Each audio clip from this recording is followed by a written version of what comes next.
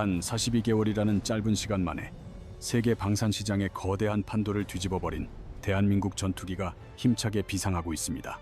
1600회에 달하는 고난도, 시험 비행을 단 한 건의 사고도 없이 완벽하게 수행해낸 이 기체의 이름은 바로 KF-21 보라매입니다. 불과 몇 년 전만 해도 세금 낭비라며 조롱받던 이 프로젝트는 이제 전 세계가 주목하는 성공 신화로 거듭났습니다. 지금 세계 시장에서는 돈 보따리를 들고 찾아와도 순번을 기다려야 할 만큼 KF-21의 위상이 급격히 높아진 상황입니다. UAE와 폴란드의 공군 수장들이 직접 한국을 찾아와 탑승했고 이미 7개국 이상이 구체적인 수출 협상을 진행하고 있습니다. 이들이 KF-21에 열광하는 이유는 단순히 가격 경쟁력 때문이 아니라 기체 속에 숨겨진 진짜 가치를 발견했기 때문입니다. 냉혹한 국제 무기 시장에는 판매자가 구매자에게 머리를 숙여야 한다는 오래된 불문율이 존재해 왔습니다. 수십억 달러의 계약을 위해 방산 기업들은 로비스트를 고용하고 때로는 부정한 뒷거래까지 감수하며 영업을 뛰어야 했습니다. 하지만 지금 대한민국에서는 사우디, UAE, 폴란드 등 각국 국방 관계자들이 제발로 찾아오는 정반대의 상황이 펼쳐지고 있습니다. 그들의 목적지는 경남 사천에 위치한 한국항공우주산업 KA의 생산 공장이며 모두가 생산 라인을 직접 확인하고 싶어 합니다. 이제는 우리가 제발 사달라고 읍소하는 것이 아니라 그들이 도대체 언제 물량을 받을 수 있냐고 묻고 있습니다. 이러한 극적인 상황 역전의 배경에는 현재 전 세계 전투기 시장에 믿고 살만한 물건이 사라졌다는 현실이 있습니다. 미국의 최신의 스텔스기 F-35는 도입 비용만 1,300억 원이 넘고 30년 유지비는 3,000억 원에 육박합니다. 이는 웬만한 중소국가의 1년치 국방 예산을 전투기 한 대에 모두 쏟아부어야 감당할 수 있는 천문학적인 금액입니다.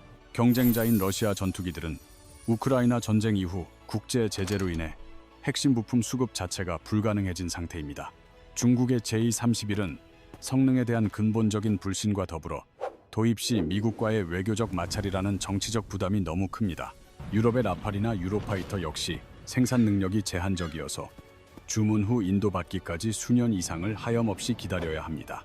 바로 이 절묘한 시점에 등장한 KF-21은 F-35의 70% 가격에 준스텔스급 성능을 제공하며 시장을 강타했습니다.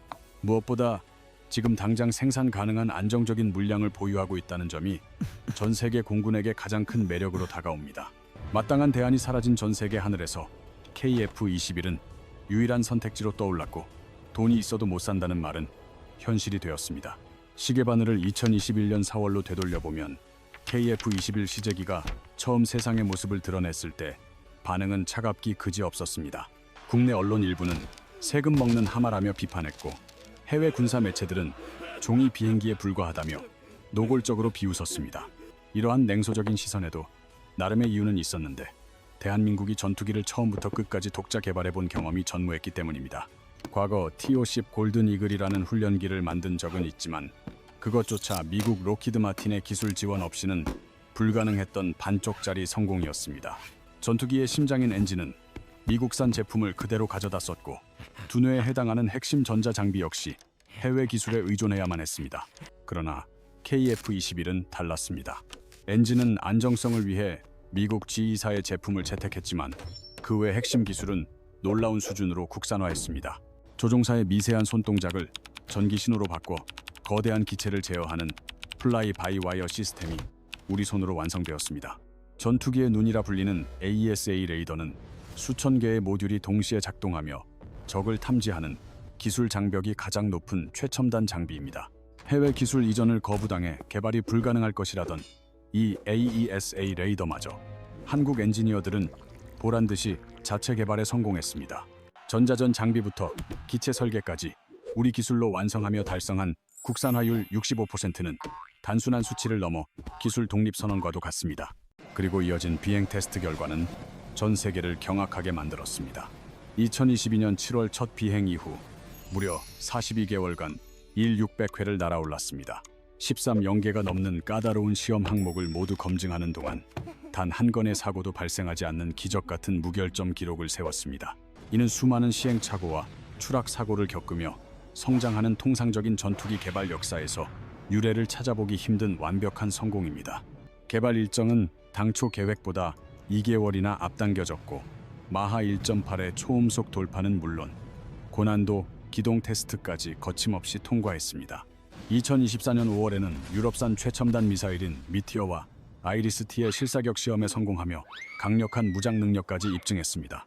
2025년 3월 야간 공중 급유 시험까지 성공적으로 마치며 언제 어디서든 작전을 수행할 수 있는 진정한 실전형 전투기로 거듭났습니다. 이러한 압도적인 성능 증명 앞에 국제사회의 시선은 의심에서 확신으로 그리고 경이로움으로 급격하게 바뀌기 시작했습니다. UAE 공군 방공사령관과 폴란드 공군 사령관이 잇따라 한국을 방문해 직접 뒷자리에 탑승하여 그 성능을 몸소 체험하고 돌아갔습니다. 종이 비행기라며 조롱받던 설계도는 불과 몇 년 만에 세계 각국 공군이 탐내는 가장 현실적이고 강력한 대안으로 실체화되었습니다. 하지만 KF-21의 성공 신화는 단순히 기체를 잘 만들었다는 것만으로는 설명할 수 없는 또 하나의 결정적인 외부 요인이 작용했습니다. KF-21의 급부상에는 우리의 기술력만큼이나 중요한 경쟁자들의 예기치 못한 자멸이라는 완벽한 타이밍이 있었습니다. 지난 5년간 세계 전투기 시장은 격변의 시기를 겪었고 그 거대한 파도는 기적처럼 한국에게 유리한 쪽으로만 흘러들어왔습니다. 가장 극적인 몰락은 러시아에서 일어났는데 세계 시장을 호령하려던 스텔스기 수호이 57과 경전투기 체크메이트가 그 주인공입니다. 특히 수호이 75 체크메이트는 KF-21과 비슷한 가격대를 겨냥하며 우리를 가장 위협하던 직접적인 라이벌이었습니다. 하지만 우크라이나 전쟁의 장기화는 거대해 보이던 러시아 방산 산업의 처참한 민낯을 전 세계에 생중계해버렸습니다. 서방의 강력한 경제 제재로 핵심 부품 공급이 끊겼고 최첨단이라던 수호이 57은 실전에서 제대로 힘조차 쓰지 못했습니다.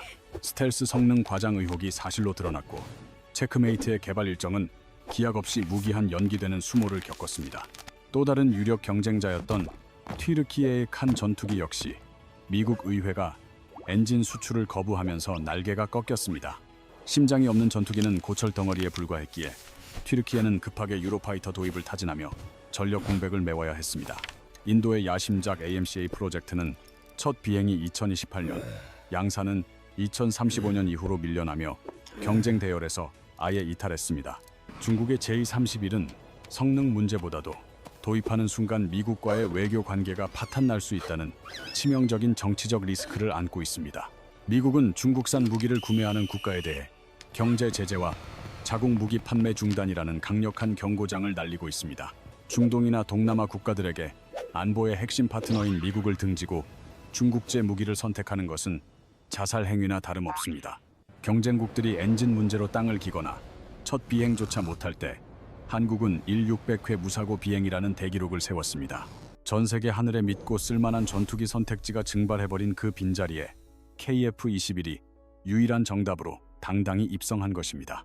KF-21을 단순히 4.5세대 전투기로 분류하는 것은 겸손한 표현일 뿐 실제로는 5세대를 넘보는 준 스텔스기입니다. 스텔스 기술의 핵심은 레이더 반사 면적인 RCS를 줄여 적의 레이더망에 포착되지 않고 유령처럼 침투하는 능력입니다. F-15 같은 기존 전투기들이 레이더 화면에 트럭만 한 크기로 잡힌다면 적에게 내 위치를 그대로 광고하는 꼴입니다. KF-21의 정확한 RCS 수치는 1급 군사 기밀이지만 전문가들은 F-18 슈퍼 호넷보다 훨씬 작을 것으로 확신합니다. 레이더 화면상에서 KF-21은 거대한 전투기가 아니라 고작 작은 새 한 마리 정도의 크기로 보일 만큼 은밀합니다. 항공 전문가들의 분석에 따르면 F-18 슈퍼 호넷의 RCS가 약 1제곱미터인 반면 KF-21은 그 절반 이하인 0.5제곱미터 수준으로 추정됩니다. 이는 고성능 레이더로 비추어도 KF-21이 까치나 비둘기 정도의 크기로밖에 보이지 않는다는 놀라운 은밀함을 의미합니다. 이러한 성능이 가능한 이유는 설계 단계부터 기체 외형의 날카로운 각도와 부드러운 곡면을 정교하게 조합했기 때문입니다. 이 독특한 형상은 날아오는 레이더 전파를 정면으로 반사하지 않고 엉뚱한 방향으로 튕겨나가게 만들어 적을 교란합니다. 형상 설계가 뼈대라면 그 위를 덮는 피부에는 램이라 불리는 특수 도료가 칠해져 스텔스 성능을 완성합니다. 램 도료는 기체에 닿은 레이더 전파를 반사시키는 대신 흡수하여 열 에너지로 바꿔버리는 전파를 먹어치우는 페인트입니다. 여기에 더해 특정 주파수의 전파만 선택적으로 걸러내는 첨단 기술인 FSS 주파수 선택 표면까지 적용되었습니다. 마치 소음 차단 이어폰처럼 적의 레이더가 사용하는 특정 주파수 대역의 전파를 집중적으로 막아내어 생존성을 극대화합니다. 이런 기술들이 집약된 KF-21은 공식적으로는 4.5세대지만 실제로는 준스텔스기라 불려야 마땅한 생존 능력을 갖췄습니다. 하지만 KF-21의 진정한 무기는 현재의 스텔스 성능보다 트로이의 목마처럼 미래에 진화할 수 있는 잠재력에 있습니다. 현재의 KF-21은 미사일을 날개 아래나 동체 외부에 주렁주렁 매달고 다니는데 이는 스텔스 성능에 불리한 요소입니다. 아무리 기체를 매끈하게 만들어도 외부에 노출된 울퉁불퉁한 무장들이 레이더 전파를 반사해 위치를 들키게 만들기 때문입니다. 그런데 KF-21의 설계 도면을 뜯어보면 기체 복부 안쪽에 무장창을 넣을 수 있는 빈 공간이 미리 확보되어 있습니다. 지금 당장은 비워두었지만 향후 개량을 통해 미사일을 기체 안으로 숨길 수 있도록 처음부터 큰 그림을 그려둔 것입니다. 이것이 바로 KF-21이 자랑하는 단계적 진화 전략, 즉 블록 업그레이드 계획의 핵심입니다. 현재 양산 중인 블록 1은 공대공 전투와 기본적인 정밀 폭격 임무를 수행하는 기본형 모델입니다. 이어지는 블록 2에서는 지상 공격 능력이 대폭 강화되는데 이 일정은 당초 계획보다 앞당겨져 2027년부터 진행됩니다. 대망의 블록 3가 되면 내부 무장창이 장착되고 AI 기반 전투 시스템과 무인기 연동 기능까지 탑재됩니다. 쉽게 말해 지금 KF-21을 구매하면 부품 교체만으로 미래의 5세대 스텔스기로 변신시킬 수 있다는 뜻입니다. 이는 구매국 입장에서 10년, 20년 후에도 도태되지 않고 최신 성능을 보장받는 미래를 미리 사는 것과 같습니다. 반면 F-35를 비롯한 기존 5세대 전투기들은 처음부터 완성형으로 설계되어 근본적인 성능 개량에 유연하지 못하다는 약점이 있습니다. KF-21은 현재의 모습이 끝이 아니라 시작일 뿐이며 구매국들은 이 전투기의 미래 가치와 성장을 함께 사는 셈입니다. 여기서 끝이 아닙니다. KF-21은 6세대 전투기의 핵심인 유무인 복합 전투 체계 무티를 선도하고 있습니다. 조종사가 탑승한 유인기가 인공지능이 조종하는 무인기 편대를 거느리고 팀을 이뤄 작전을 수행하는 혁신적인 개념입니다. 쉽게 말해 하늘 위에서 인간 지휘관이 로봇 비행기들에게 명령을 내리고 전장을 지휘하는 공상과학 같은 현실입니다. 미국조차 막대한 예산을 쏟아부으며 F-22와 F-35에 이 기술을 적용하려 애쓰고 있는데 한국이 이 경쟁의 선두권에 섰습니다. 국방과학연구소와 대한항공은 가오리, 엑시라는 코드명의 스텔스 무인 전투기를 공동으로 개발하며 속도를 내고 있습니다. 이름처럼 납작한 가오리 형상을 한 이 무인기는 레이더에 거의 잡히지 않는 완벽한 스텔스 성능을 목표로 합니다. 가오리 X는 2025년 첫 비행을 하고 2027년에는 KF-21과 손발을 맞추는 합동 작전 시험에 돌입할 예정입니다. 한국항공우주산업 KAI 역시 자체 기술로 개발한 다목적 소형 무인기 시스템을 선보이며 경쟁력을 더하고 있습니다. 이미 2024년에 축소 모델 비행에 성공했고 2025년 9월까지 실물 크기 비행 준비를 마칠 만큼 개발 속도가 빠릅니다. 놀라운 점은 한국이 세계에서 유일하게 두 개의 독립적인 유무인 협업 시스템을 동시에 개발하며 기술 격차를 벌리고 있다는 것입니다. 작전 시나리오는 이렇습니다. KF-21 한 대가 이륙하면 그 주위를 호위하듯 무인기 서너 대가 함께 출격합니다. 적진에 도착하면 가장 먼저 위험한 방공망 안으로 침투하는 것은 조종사가 없는 무인기들입니다. 이들은 적의 레이더 위치를 찾아내 교란하거나 직접 타격하여 방공망을 무력화시키는 위험한 임무를 도맡습니다. 그동안 KF-21은 후방의 안전한 거리에서 무인기들에게 공격 명령을 내리고 전체 작전 상황을 통제합니다. 덕분에 조종사는 직접 사지로 뛰어들 필요 없이 생존성을 보장받으며 효과적으로 적을 제압할 수 있게 됩니다. 현대 공중전에서 아무리 비싼 전투기도 촘촘한 방공망 앞에서는 격추될 위험이 큰데 무인기가 이 난제를 해결한 것입니다. 1억억 원이 넘는 전투기가 고작 수십억 원짜리 미사일에 격추된다면 경제적으로도 엄청난 손실일 수밖에 없습니다. 하지만 무인기는 상대적으로 저렴하고 인명피해 걱정이 없어 과감하게 소모하며 승리를 쟁취하는 게임 체인저가 됩니다. 전쟁의 승패는 무기의 스펙이 아니라 필요할 때 하늘에 얼마나 자주 띄울 수 있느냐는 소티 생성률이 결정합니다. F-35는 훌륭한 전투기지만 시간당 운용비가 우리 돈 4천만 원에 달해 유지하기가 너무 버겁습니다. 까다로운 스텔스 코팅 관리와 부품 수급 문제로 인해 실제 가동률이 50, 60% 수준에 머무는 것이 현실입니다. 반면 KF-21은 운용 비용이 F-35의 3분의 1 수준으로 같은 예산으로 3배 더 많이 출격할 수 있습니다. 정비가 간편하고 국산 부품 수급이 원활해 작전이 필요할 때 언제든 즉시 이륙 가능한 높은 가동률을 자랑합니다. 실제 긴박한 전장에서는 가끔 뜨는 비싼 전투기 한 대보다 부담 없이 계속 출격하여 폭격을 퍼붓는 세대가 훨씬 위협적입니다. 국방 예산이 제한적인 대다수 중소 국가들에게 고성능과 저비용 효율을 동시에 잡은 KF-21은 그야말로 꿈의 전투기입니다. 이것이 바로 거대 방산 기업 록히드 마틴이 긴장하고 전 세계가 KF-21의 행보를 예의주시하는 진짜 이유입니다. 1950년대 낡은 프로펠러기를 원조받아 쓰던 가난한 나라가 반세기 만에 첨단 전투기를 직접 설계하고 만드는 나라가 되었습니다. F-4 팬텀과 F-16을 조립 생산하며 어깨너머로 기술을 배우던 서름의 역사를 딛고 마침내 완전한 기술 독립을 이뤄냈습니다. KF-21은 항공역학, 신소재, 전자제어, 소프트웨어 기술이 총집약된 대한민국 산업기술력의 결정체입니다. 이 거대한 프로젝트를 위해 수백 개의 국내 협력 업체가 땀 흘렸고 함께 기술을 축적하며 탄탄한 방산 생태계를 완성했습니다.